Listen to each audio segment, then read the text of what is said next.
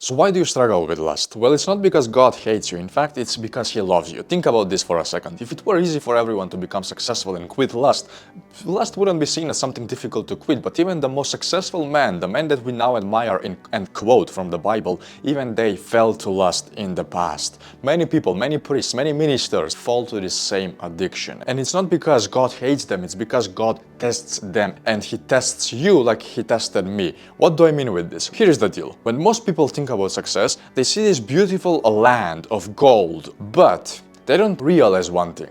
In order to get there, you don't just do one particular thing and suddenly you're able to stay there forever. Nah, you need to struggle to get there. I'll be honest, I wanna be rich. And if you give me $1 million right now, I probably would not be able to handle that money because I'm not ready yet. I haven't been through the struggle yet. So you right now have all these goals. You want to have love, you want to have money, you want to have cars. But if you have not earned it, if you have not struggled to get there, you will never appreciate it. Thus, you will lose the woman, you will get a car crash, and you will lose your sanity because you were lied about God.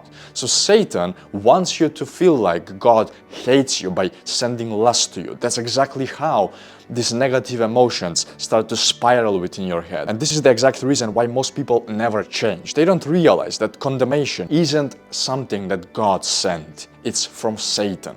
Nobody good will condemn it. So if you condemn yourself, if you listen to the devil telling you, oh man, you suck for jerking off, you suck for falling into lust, you're basically listening to the devil's mouth instead of God. So what do you do now that you know this in order to quit masturbation? Well, you say to God, God, please empty my cup.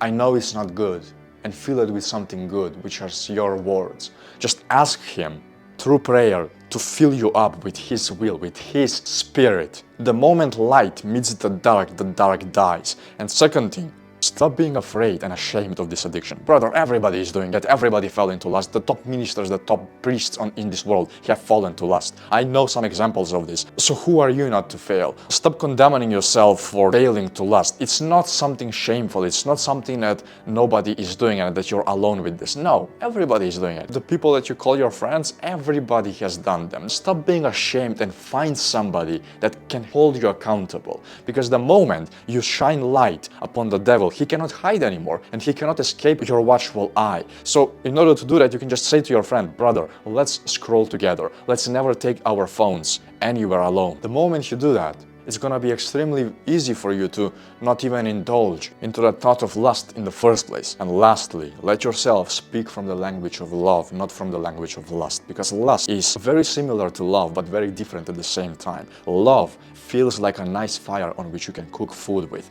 But lust is like a forest fire. It's uncontrolled. It happens within an instant, and before you know it, you're burning down with the whole forest. Because lust is selfish and love is selfless. When you speak from love, you speak in a manner of, how can I serve you? How can I get this woman and give her the best time of her life? But when you speak from lust's perspective, you suddenly start thinking, okay, she has a nice body, I'd love to get that, I'd love to do some nasty stuff with her body.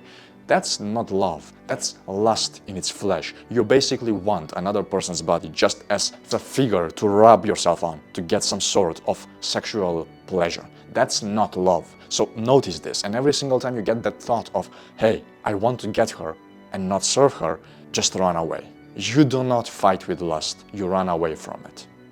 You can never beat the devil in a face-to-face combat, you just need to ignore him completely. And if you just follow these 3 steps I just told you, you will never struggle with lust ever again. I hope this helps you.